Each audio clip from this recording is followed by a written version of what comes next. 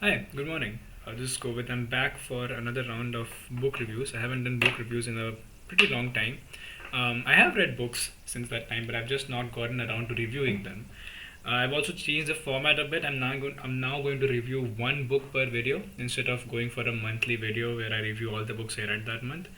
Highlights from the time that I haven't been uploading is you should read the biography of Elon Musk by Walter Isaacson, amazing book, and Same as Ever by Morgan Housel, the same person who wrote The Psychology of Money. The other books, not so much worth mentioning, but in this video we'll talk about Mindfulness Made Easy, which is the first book in this new series of book review videos. This is by Ed Halliwell, and let's get started. In general, I'll have to rate this book in pretty low.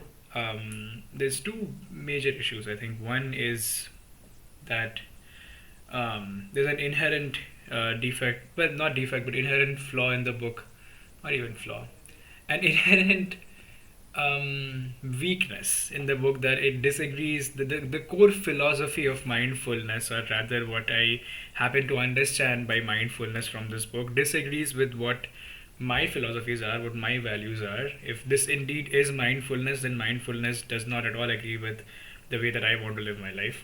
But the book in itself, even if we are to admit that is what mindfulness is, the book in itself is also written pretty poorly. So I guess I'll get into some detail.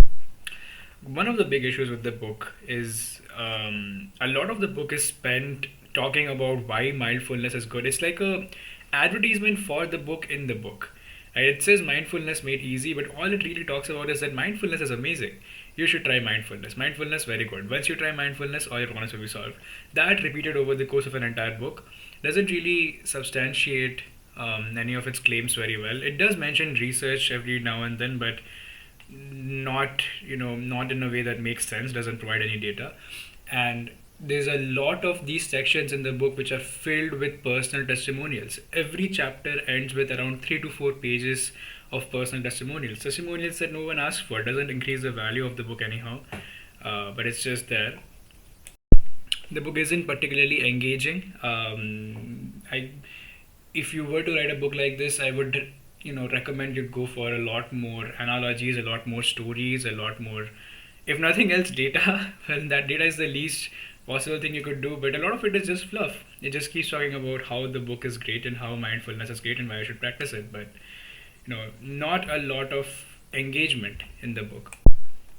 Then the bigger problem of actually disagreeing with the subject matter, mindfulness, from what I understand of this book, is basically being aware about things, basically accepting feelings and emotions and situations, and accepting you who you are and not doing anything about it. It's being aware, acknowledging, accepting, but not doing. And that, I think, inherently is just a very bad way to live life. um, Mindfulness incentivizes people to not solve problems but acknowledge them, and somehow acknowledging problems frees up mental space enough, or so the book claims, that eventually you'll be able to solve those problems better. I just think it's a very flawed philosophy inherently.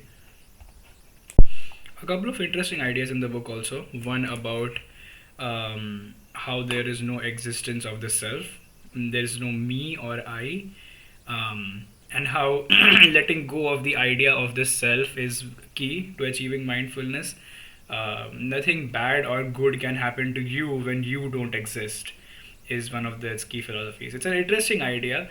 I don't quite, again, necessarily agree with it, but it's an interesting idea nonetheless. And there are maybe a couple others, but mostly the book is either the ideas are inherently flawed, um, or they have just not been substantiated by enough stories or enough data. It's also written quite poorly.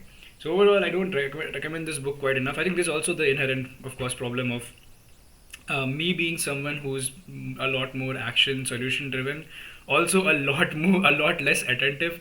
Being mindfulness requires you to be calm and attentive and patient and acknowledge things and let them go and let them be. And that's not who I am. I am always multitasking, something which this book really tells me not to do, which I guess I'll try not to do. That's something that's an advice I've received from other places as well. Um, so there is a bit of a reader's bias in the content itself, but even if we remove that bias, the book isn't written particularly well.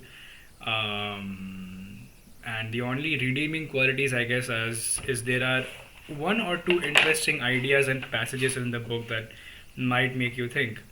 Um, Walking down the street, you hear the sound of a horse's hoofs from behind. You turn to see a friend on top of the horse, which is galloping at a furious pace. You call after the friend, "Where are you going?" The rider yells back, "I don't know, ask the horse." Most of us live our lives in this scene, like the friends in this scene.